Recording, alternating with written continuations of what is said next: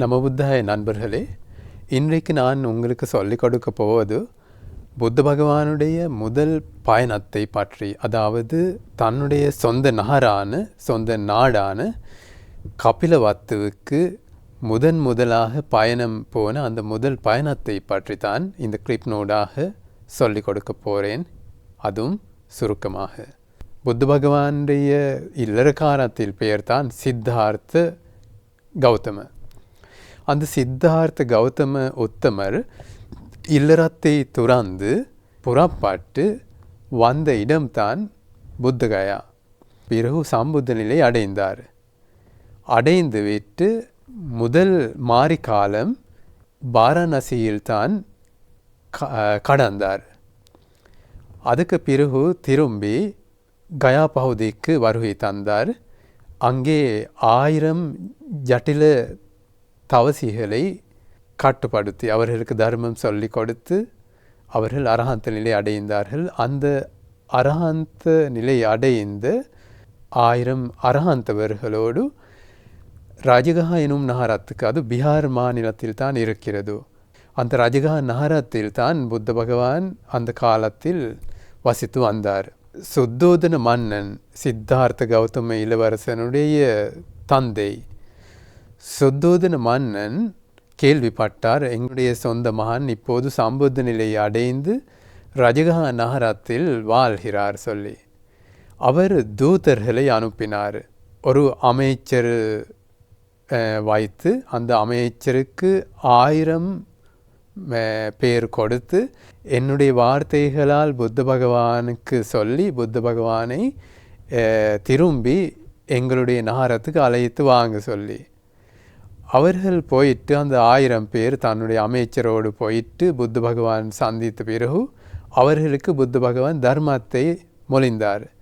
மொழியும் போது அவர்கள் அரஹந்த நிலையை அடைந்து, அதாவது மனமாசுகள் முற்று முழுதாக இல்லாமல் செய்துவிட்டு விருத்தி அடைந்து நிறைய அதிசயங்கள் மனதினால் செய்ய முடியும் அளவுக்கு மனது விருத்தி அடைந்து அரஹந்த நிலை அடைந்தார்கள். அடைந்து துறவரம் பூண்டார்கள்.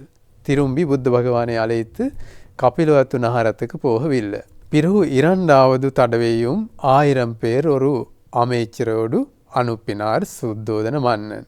அந்த தடவையிலும் அதுதான் நடந்தது. இப்படி 9 தடவைகளாக 9000 பேர் 9 அமைச்சர்களோடு அனுப்பினாலும் அவர்கள் தர்மத்தை செவிமடுத்து அரஹந்த நிலை அடைந்து துறவரம் பூண்டார்களே தவிர புத்த பகவானை அழைத்து சொந்த நகரத்துக்கு போகவில்லை. அப்போது 10வது முறையில் சுத்தோதன மன்னன் தன்னுடைய மிகவும் நம்பிக்கையுள்ள ஒரு அமைச்சர் இருந்தால், அவருடைய பெயர் தான் காலுதாய்.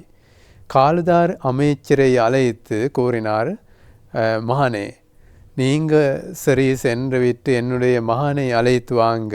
நான் இறக்க முன்பு எனக்கு என்னுடைய மகனை காண வேண்டும். அதனால் நீங்கள் சரி போயிட்டு அவரை அழைத்து வாங்க சொல்லி 1000 பேர் கொடுத்து அனுப்பினார். அந்த நேரத்தில் காலுதாய் அமைச்சர் ஒரு கேள்வி கேட்டார். அப்படி என்றால் அரசனே, நீங்கள் என்னை அனுமதிக்க வேண்டும் துறவரம் பூணுவதற்கு. அனுமதித்தால் நான் துறவரம் பூண்டு புத்த பகவானை அழைத்து வாரேன் சொல்லி அவர் அனுமதி கொடுத்தார். பிறகு இந்த 1000 பேர் 10வது முறையாக ராஜகஹா நகரத்துக்கு வந்து புத்த பகவானை சந்தித்து தர்மத்தை செய்மடுத்தார்கள். அவர்களும் அரஹந்த நிலை அடைந்தார்கள். புத்த பகவான் சம்புத்த நிலையை அடைந்து விட்டு முதல் வருஷம் கடக்க முன்பு தான் இந்த விஷயங்கள் அனைத்தும் நடந்தது. பிறகு இந்த மார்ச் மாதம் வந்தது. மார்ச் மாதம் வரும்போது காலுதாய் அமைச்சர் புத்த பகவானுக்கு அந்த அழைப்பு முன்வைத்தார். புத்த பகவானே, உங்களுடைய தந்தை உங்களை எதிர்பார்த்து கொண்டிருக்கிறார். இந்த காலம்தான் அங்கே போக மிகவும் நல்ல காலம். உடலுக்கு களைப்பு குறைவு. இந்த சூழ்நிலை கூட மிகவும் குளிர் தன்மை இல்லை, மிகவும் வெப்பத்தன்மையும் இல்லை. இந்த மார்ச் மாதத்தில் இந்த காலம்தான் அங்கே போக நல்ல காலம். அதே போல் இந்த குளிர் காலத்தில் இலைகள் விழுந்திருந்த மரங்கள் இப்போது நன்றாக அழகாக பூத்திருக்கிறது. அதனால் புத்த பகவானே இப்போது தந்தைக்கு உதவி செய்வதற்கு, உறவினர்களை பார்ப்பதற்கு அவர்களுக்கு உதவி செய்ய செல்வோம் என்று அழைப்பு எடுத்தார். புத்த பகவான் அந்த அழைப்பினை ஏற்றுக்கொண்டார். ஏற்றுக்கொண்டு இந்த மார்ச் மாதத்தில் பௌர்ணமி போயா தினத்தில் தான் கபிலவத்து நகரத்துக்கு நடைப்பயணம் மூலம் போக புறப்பட்டு தொடங்கிய நாள். ரஜகாவில் இருந்து கபிலவத்து நகரத்துக்கு 60 யோஜனைகள் இருக்கிறது. அதாவது 600 கிலோமீட்டர். பொது அங்கே அரஹாந்த நிலை அடைந்த பிக்குமார்கள் 20,000 இருந்தார்கள். அந்த 20,000 அரஹாந்த மகா முனிவர்களோடு கௌதம புத்த பகவான் எனும் உன்னதமான மகா முனிவர் மார்ச் பௌர்ணமி போய தினத்தில் தொடங்கிய இந்த பயணம் நடை பயணம் மூலம் சென்றுவிட்டு இறுதி பயன்படுத்தவில்லை. ஆகைய மூலம் போகலாம் மனதை விருத்தி செய்தவர்களுக்கு. ஆனால் அப்படி செய்யவில்லை.